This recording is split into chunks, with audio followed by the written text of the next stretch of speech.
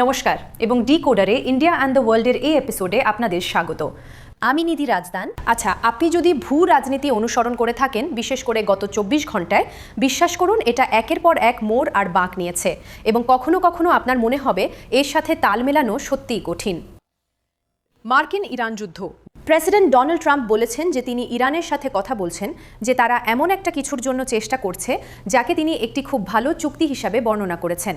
তবে ইরান সরকার প্রথমে আমেরিকানদের সাথে এই ধরনের কোনো কথোপকথনের কথা রেকর্ড অনুযায়ী অস্বীকার করেছে। তারপর একাধিক রিপোর্ট এসেছে যে দুই পক্ষ আসলে যোগাযোগ রাখছে এবং কোনো এক সময়ে আলোচনা করার লক্ষ্যে কাজ করার চেষ্টা করছে।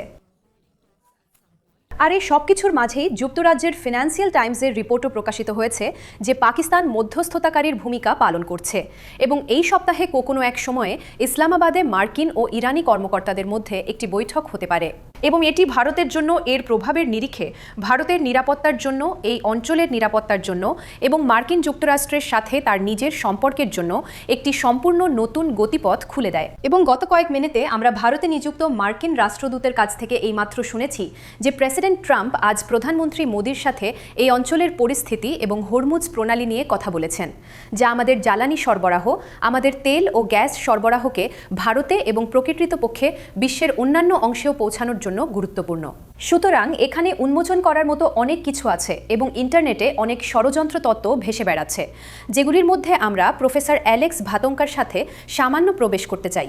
তিনি ওয়াশিংটন ডিসিতে মিডল ইস্ট ইনস্টিটিউটের একজন সিনিয়র ফেলো, তেহরানে জন্ম এবং এখন পুরো দস্তুর একজন ওয়াশিংটনবাসী। আপনাকে অনেক ধন্যবাদ প্রফেসর ভাতঙ্কা আমাদের সাথে যোগ দেওয়ার জন্য। আমাকে আমন্ত্রণ জানানোর জন্য অনেক ধন্যবাদ। আমার সৌভাগ্য। তাহলে শুরুতেই ট্রাম্পের দাবিগুলি সম্পর্কে আপনি কি মনে করেন? যে জানেন তো তেহরানের সাথে কোনো ধরনের আলোচনা চলছে? তিনি কি কোণঠাসা হয়ে পড়েছেন? সেই কারণেই কি তিনি এটা বলেছেন? তিনি কি বেরোনোর কোনো রাস্তা খুঁজছেন, নাকি যেমনটা আজ কেউ কেউ ইঙ্গিত দিচ্ছেন যে তিনি একটি স্থল আক্রমণের প্রস্তুতি নিচ্ছেন এবং এটা শুধুমাত্র মনোযোগ ঘোরানোর একটি চেষ্টা?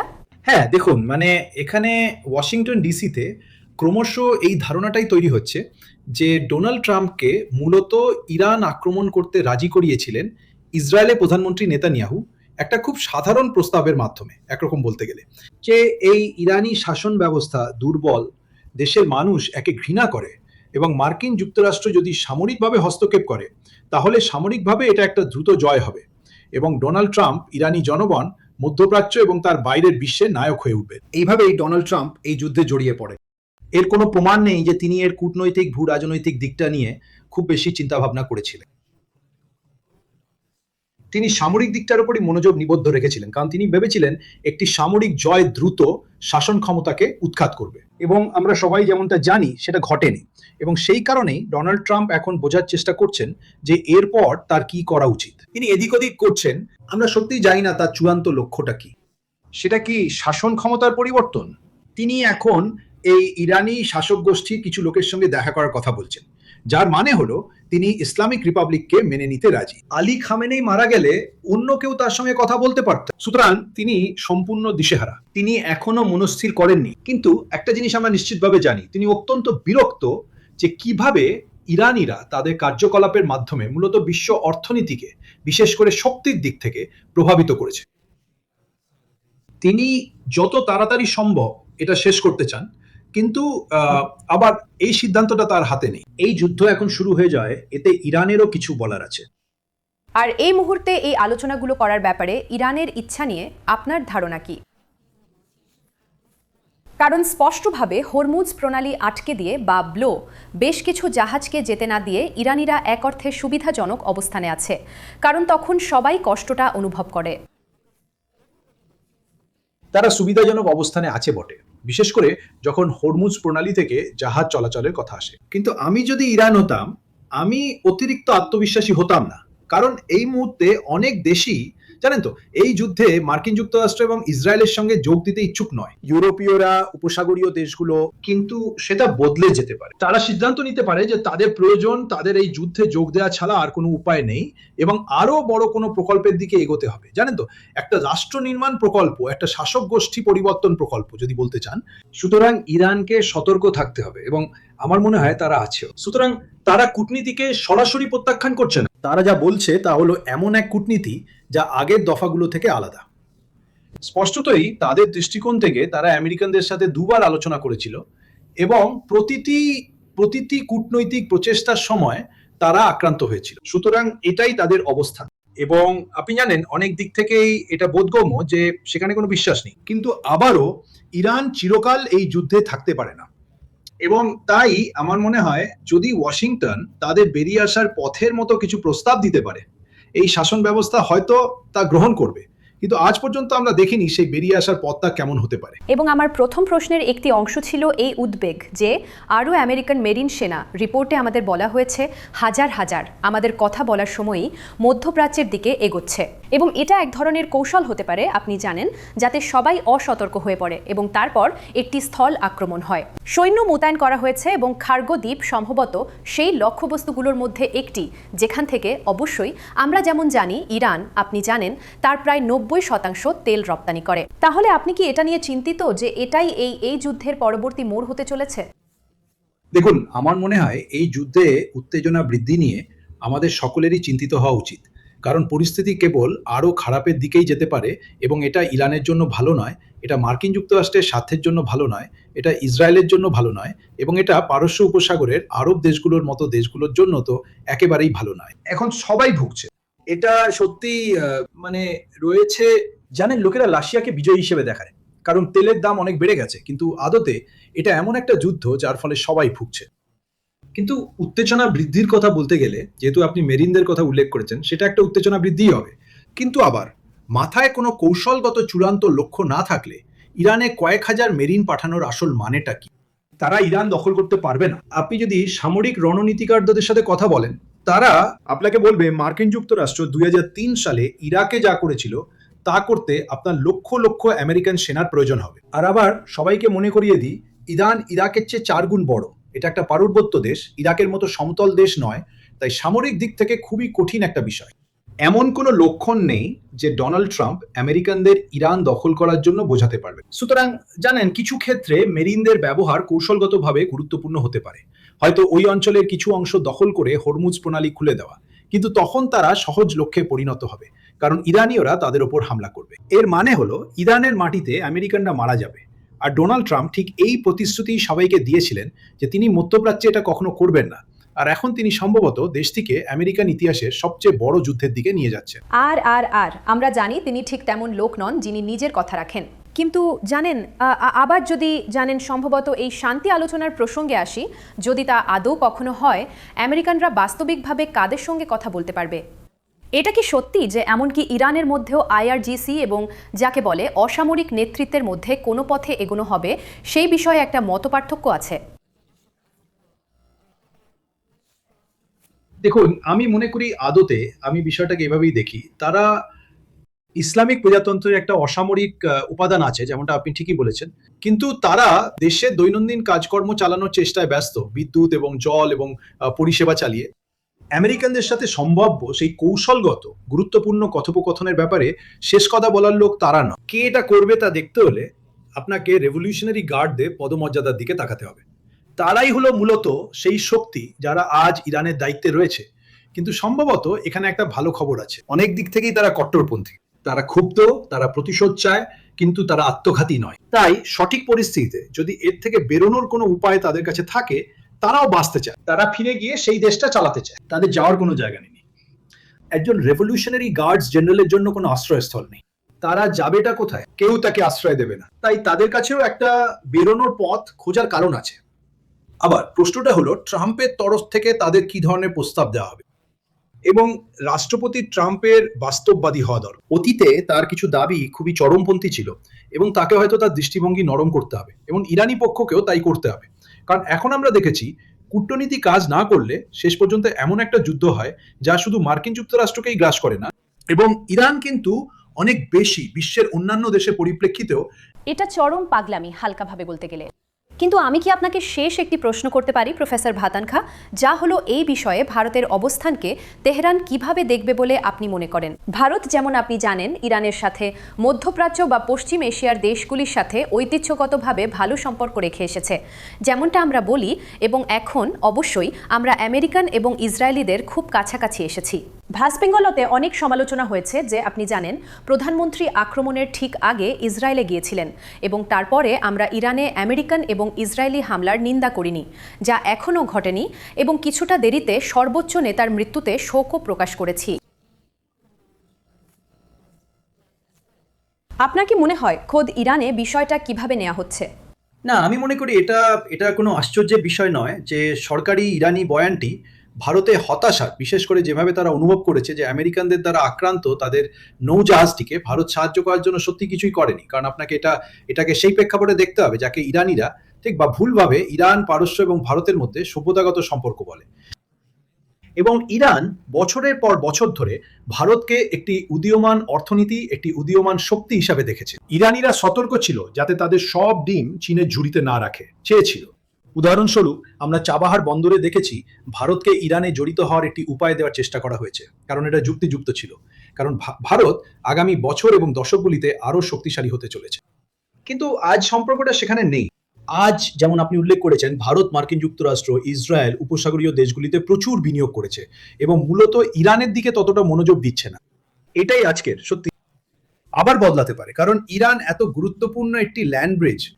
যদি ভারত কখনো মধ্য এশিয়া বা আফগানিস্তানে একজন খেলোয়াড় হিসেবে ফিরে যেতে চায় এবং এবং এবং পাকিস্তানের একটি পাল্টা শক্তি খুঁজে পেতে চায়, আবারও ইরানকে এড়ানো কঠিন। কিন্তু স্পষ্টতই প্রধানমন্ত্রী মোদির অবস্থান সেটা নয়। আপনি যেমনটা উল্লেখ করেছেন, তিনি ইসরায়েলিদের অগ্রাধিকার দিয়েছেন, এবং আপনি যদি একটি ইরান ইসরায়েল যুদ্ধের মাঝখানে ইসরায়েলকে অগ্রাধিকার দেন, তাহলে সেটা তেহরানের সঙ্গে আপনার সম্পর্ককে অবশ্যই সাহায্য করে না। কিন্তু আমার ধারণা তাদের যা করার চেষ্টা করতে হবে তা হলো এই সতর্ক ভারসাম্য বজায় রাখা। আমি জানি না তারা সম্পর্কটা চিরকালের জন্য নষ্ট করে দিবে কিনা, আমারটা মনে হয় না। আমার মনে হয় এই দুটি দেশ অনেক কিছু ঝুঁকির মধ্যে রয়েছে। তারা সম্পর্ক ঠিক করার একটা উপায় খুঁজে বের করবে, কিন্তু এরকম কিছু করার জন্য এটা খুব তাড়াতাড়ি হয়ে যায়। আচ্ছা প্রফেসর ভাতান খা, এই বড় খবরটার উপর আপনার দৃষ্টিভঙ্গি জানতে পেরে খুব ভালো লাগলো।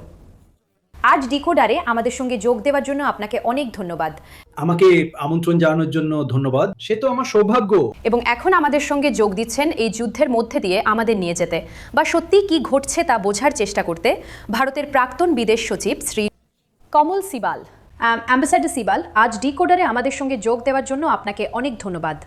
শুধু এই খবরটার উপর আপনার প্রথম মন্তব্য জানতে চাইছিলাম, যেটা এই মাত্র এসেছে গত 1 ঘন্টা বা তার কিছু সময়ের মধ্যে, আর সেটা হলো রাষ্ট্রপতি ট্রাম্পের প্রধানমন্ত্রী মোদিকে করা একটি ফোন কল। মার্কিন যুক্তরাষ্ট্র বলেছে যে পশ্চিম এশিয়ার পরিস্থিতি প্রসঙ্গে যে বিষয়গুলি আলোচনা করা হয়েছিল তার মধ্যে হরমুজ প্রণালী খোলা রাখার গুরুত্ব অন্যতম ছিল। আমার মনে হয় 28শে ফেব্রুয়ারি যুদ্ধটা শুরু হওয়ার পর থেকে দুই নেতার মধ্যে এটাও প্রথম কথোপকথন। এই বিষয়ে এবং এই কথোপকথনের গুরুত্বের উপর আপনার প্রথম প্রতিক্রিয়া কি? আচ্ছা, ট্রাম্প একটা বেরোনোর পথ খুঁজছেন এবং তিনি বিভিন্ন দেশকে এর মধ্যে আনার চেষ্টা করছেন এটা দেখার জন্য যে ইরানের সঙ্গে কোনো একটা চুক্তিতে পৌঁছানোর কোনো পথ খুঁজে পাওয়া যায় কিনা। কারণ আমাদের প্রধানমন্ত্রীকে এই ফোন করার আগে আপনি যেমন জানেন এমন খবর এসেছে যে জানেন পাকিস্তান জেনারেল আসিম মুনির তার মধ্যস্থতার প্রস্তাব দিয়েছেন। মিশর এতে জড়িত ছিল, তুরস্ক জড়িত ছিল। আমার মনে হয় উপসাগরীয় দেশগুলো ট্রাম্পের ওপর চাপ সৃষ্টি করছে একটা পথ খুঁজে বের করার জন্য, কারণ তারা খুব ভীত যে যদি ট্রাম্প ইরানের শক্তি পরিকাঠামোর উপর আক্রমণ করেন তাহলে তারাও পাল্টা আঘাত হানবে, যেমনটা তারা ইতিমধ্যেই ঘোষণা করেছে উপসাগরীয় দেশগুলির শক্তি পরিকাঠামো সঙ্গে আমেরিকান সম্পত্তি এবং লবণমুক্ত করার প্ল্যান্টগুলির ওপর, যা তাদের অর্থনীতিকে একেবারে থামিয়ে দেবে।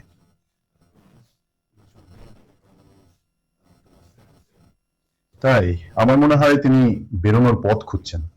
কিন্তু আশ্চর্যের বিষয় হলো যে একদিকে তিনি বলে আসছেন যে জানেন মার্কিন যুক্তরাষ্ট্র হরমুজ প্রণালী ব্যবহার করে না এবং তাই এটা মার্কিন যুক্তরাষ্ট্রের জন্য কোনো সমস্যা নয়।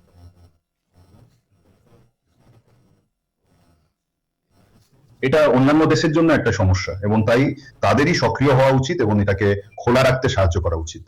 সুতরাং একদিকে তিনি বলছেন যে তিনি তিনি তিনি তিনি চিন্তিত নন, অন্যদিকে তিনি চান বাকি সবাই ইরানের ওপর এক ধরনের চাপ সৃষ্টি করতে যোগ দিক। এখন আসল বিষয় হলো যে আমরা ইরানের সঙ্গে যোগাযোগ রেখেছি। আমরা ট্রাম্প আমাদের প্রধানমন্ত্রীকে এই ফোন করার আগে আমাদের নিজেদের বিবৃতিতেও বলা হয়েছে যে হরমুজ প্রণালী খোলা রাখা উচিত এবং বাণিজ্যিক যান চলাচল ব্যাহত করা উচিত নয়। তাই আমরাও এই বিষয়টির উপর মনোনিবেশ করছি, কারণ এটি আমাদের জন্য খুব গুরুতর। তাই সেই প্রেক্ষাপটে আমি মনে করি ট্রাম্প আমাদের প্রধানমন্ত্রীকে ফোন করেছেন ইরানের উপর চাপ সৃষ্টি করার জন্য হরমুজ প্রণালী খোলা রাখতে। কিন্তু আসল ব্যাপার হলো যে চীনের জন্য, রাশিয়ার জন্য, ভারতের জন্য, পাকিস্তানের জন্য, এক বা দুটি অন্য দেশের জন্য, ইন্দোনেশিয়া এবং সকলের জন্য হরমুজ প্রণালী খোলা রাখা হচ্ছে ইরানের দ্বারা, যদিও অবশ্যই আগের মতো সাবলীলভাবে নয়। এবং তারা ঘোষণা করেছে, সাম্প্রতিকতম ঘোষণাটি হলো যে তারা ইসরায়েলি এবং আমেরিকান জাহাজকে হরমুজ প্রণালীর মধ্যে দিয়ে যেতে দেবে না। সুতরাং এক অর্থে ইরানিরা একটি খুব চতুর, সুচিন্তিত, উত্তেজনার খেলা খেলছে, যেখানে তারা হরমুজ প্রণালী বন্ধ করছে না, তারা এটিকে খোলা রাখছে, কিন্তু নির্বাচিত দেশগুলির জন্য, কিন্তু ইরানের শত্রুদের জন্য নয়।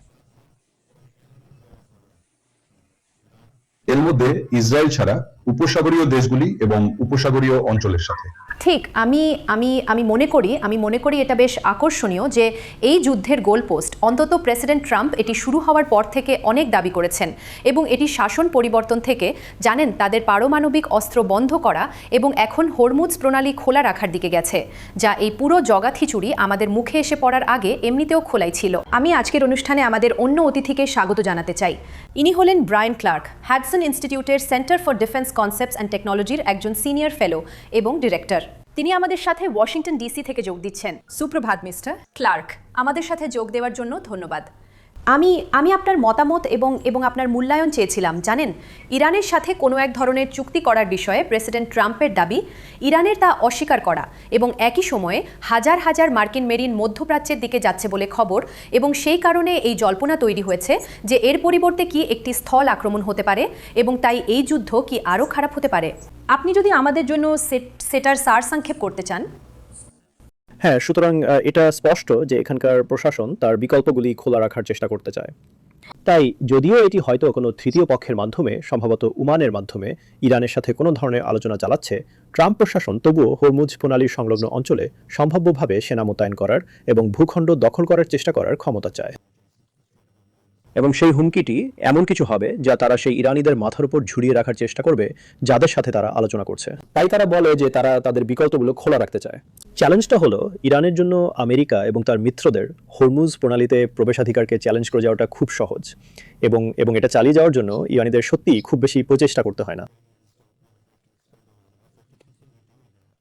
এবং মার্কিন হামলা ও ইসরায়েলি হামলা ইরানিদের হরমুজ প্রণালীকে হুমকি দেওয়ার সেই ক্ষমতাকে নির্মূল করতে ব্যর্থ হয়েছে। তাই ইরানের সংলগ্ন বা এমনকি ইরানের ভিতরে সেনা মোতায়েনের হুমকি দেওয়াটা ইরানিদের জন্য হয়তো খুব একটা গুরুত্বপূর্ণ হুমকি নয়, কিন্তু এর একটা সমাধান আনার চেষ্টা করার জন্য ট্রাম্প প্রশাসনের কাছে এটাই আসলে একমাত্র বিকল্প।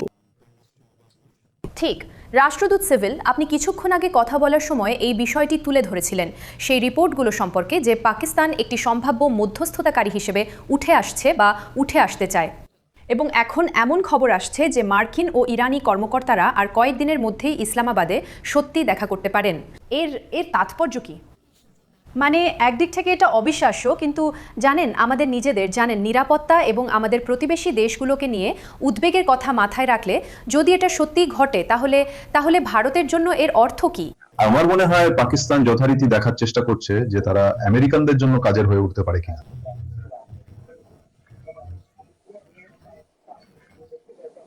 সৌদি আরবের সাথে তাদের এই প্রতিরক্ষা চুক্তি আছে, তারা একটা সত্যিকারের সংঘর্ষে জড়াতে চায় না, যা আসলে ঘটতে পারে যদি পরিস্থিতির অবনতি হয় এবং যদি উপসাগরীয় দেশগুলো ইরানের বিরুদ্ধে আমেরিকান প্রচেষ্টায় যোগ দেয়। সৌদি আরব এবং সংযুক্ত আরব আমিরশাহী ইতিমধ্যেই বলেছে যে যদি ইরান তাদের উপর হামলা চালিয়ে যায় তাহলে তারা তা করতে বাধ্য হতে পারে। সুতরাং এটা পাকিস্তানের জন্য একটা বিরাট সমস্যা হবে যদি প্রতিরক্ষা চুক্তিটি কার্যকরী করা হয়। তারা চায় না এটা কার্যকরী করা হোক, তাই তারা এমন একটা ভূমিকার প্রস্তাব দিচ্ছে যা তারা পালন করতে পারে মার্কিন যুক্তরাষ্ট্র এবং ইরানের মধ্যে মধ্যস্থতা করার জন্য। অন্যদিকে যদি আপনি বিবৃতিটা দেখে থাকেন, আমার মনে হয় ইরানের রাষ্ট্রপতির দেওয়া, যেখানে তিনি আসলে পাকিস্তানকে মারাত্মক পরিণতির হুমকি দিয়েছেন যদি তারা, যেমনটা তারা সন্দেহ করে, তাদের ঘাঁটিগুলো উপলব্ধ করে দেয় ইরানের বিরুদ্ধে আক্রমণের জন্য। তাই আমার মনে হয় পাকিস্তান একটা খুব কঠিন পরিস্থিতির মধ্যে পড়েছে।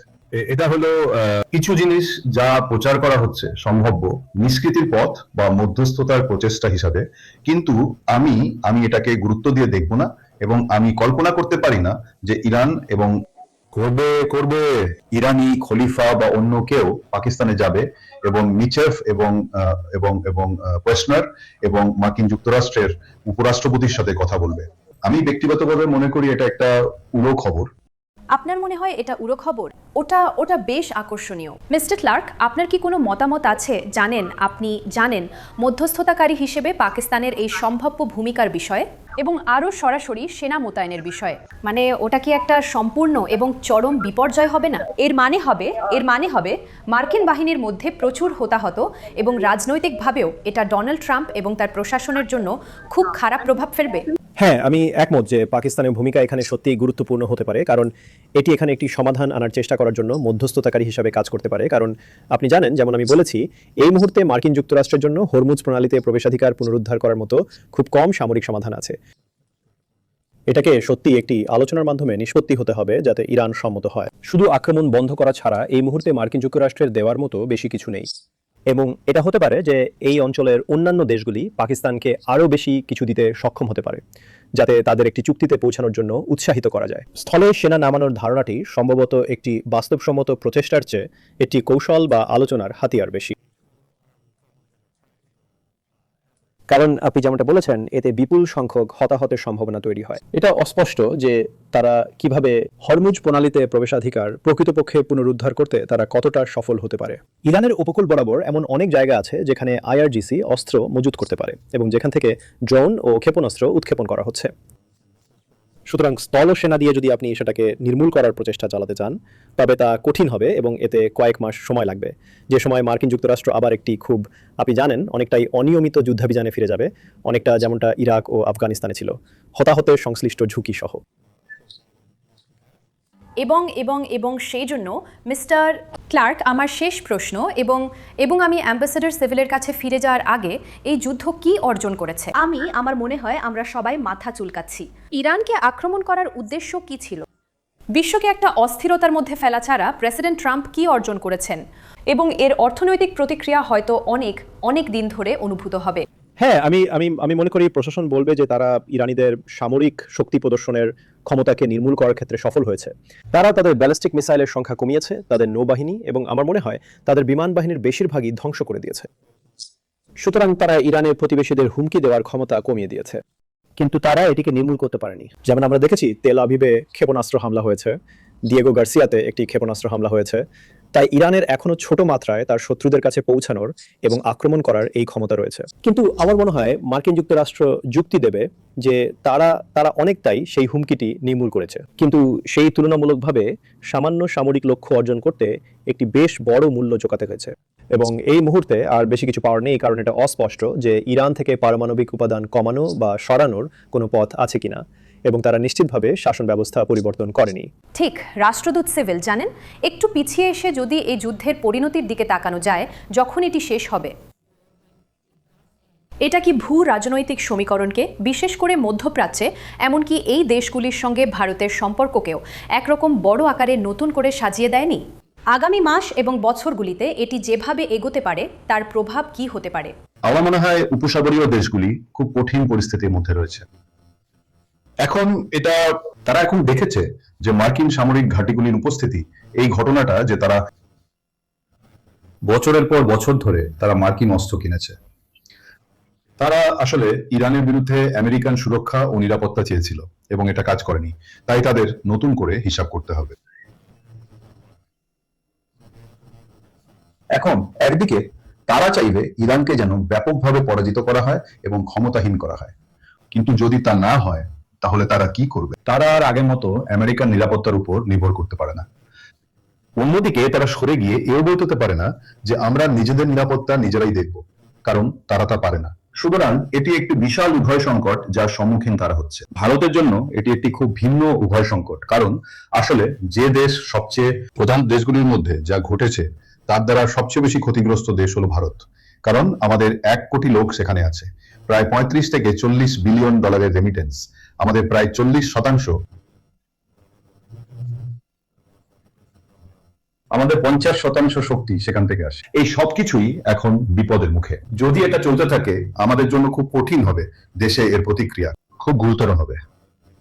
এবং উপসাগরীয় অঞ্চলে ভারতের প্রসারিত হওয়া এবং বিনিয়োগ আকর্ষণ করা ও তাদের নিজস্ব উন্নয়নের দৃষ্টিভঙ্গিকে প্রচার করার পুরো মডেলে তাদের সেই 2030 সালের পরিকল্পনা, যেখানে ভারতের একটি গুরুত্বপূর্ণ ভূমিকা পালন করার কথা ছিল, সেই পুরো মডেলটি এখন বিপদের মুখে। সুতরাং আর এই আইমেক ব্যাপারটাও এখন আইমেকের ব্যবসাও হতে চলেছে, জানেন, যেমন আমি আপাতত তাকে তুলে রাখতে পারি, তাই আমরা একটা কঠিন পরিস্থিতিতে আছি। আর অবশেষে আমি বলবো যে আমেরিকা যদি এটা সেভাবে না যেতে যেভাবে সে চায়, তাহলে এটা বৈশ্বিক সমীকরণ বদলে দেবে। এটা মার্কিন যুক্তরাষ্ট্র আর ইউরোপের মধ্যে সমীকরণ বদলে দিবে। দুঃখিত, মার্কিন যুক্তরাষ্ট্র আর রাশিয়া, মার্কিন যুক্তরাষ্ট্র আর চীন, মার্কিন যুক্তরাষ্ট্র আর বিশ্বের এই অংশ যা তেল সম্পদে খুব সমৃদ্ধ। আর ব্রিকের পুরো ধারণা, বহুমেরুতার পুরো ধারণাটি শক্তি পাবে এবং ব্রিক্সও শক্তি পাবে কারণ এটা দেখানো হয়ে যাবে যে যদিও মার্কিন যুক্তরাষ্ট্র বিশ্বের সবচেয়ে শক্তিশালী দেশ থাকবে, তবুও তারা ঘটনাকে নিজেদের ইচ্ছা মতো রূপ দেওয়ার এবং অন্যান্য দেশগুলো যেভাবে নিরাপত্তা দিতে চাইবে সেভাবে নিরাপত্তা দেওয়ার মতো অবস্থানে নেই। আর এই অনুভূতি বাড়বে যে আমেরিকান ঘাঁটিগুলো আসলে কিছু পরিস্থিতিতে একটা বোঝা হয়ে উঠতে পারে। আমার মনে হয় পুরো যোগফল নতুন করে লেখা হবে, সঙ্গে সঙ্গে নয়, কিন্তু সময়ের সাথে সাথে সেগুলো বেশ উল্লেখযোগ্যভাবে নতুন করে লেখা হবে। একদম, এটা কোনো সাধারণ যুদ্ধ নয়। এটা একটা, জানেন, খুব গুরুতর সংঘাত, যার অনেক দিক থেকে সমগ্র বিশ্বের জন্য প্রতিক্রিয়া রয়েছে। আপনাকে অনেক ধন্যবাদ রাষ্ট্রদূত কমল সিং এবং মিস্টার ব্রায়ান ক্লার্ক, ভারতের জন্য সেই বড় খবরটির ওপর আপনার দৃষ্টিভঙ্গি নিয়ে আজকে ডিকোডারে আমাদের সাথে যোগ দেওয়ার জন্য। এটাই শেষ সুযোগ। ধন্যবাদ। না, ধন্যবাদ। এবং আমরা মার্কিন ইরান সংঘাত এবং ভারতের উপর এর প্রভাবের উপর নজর রাখার সাথে সাথে আরও অনেক কিছু নিয়ে ফিরে আসব। অনুগ্রহ করে আবার আমাদের সাথে যোগ দিন।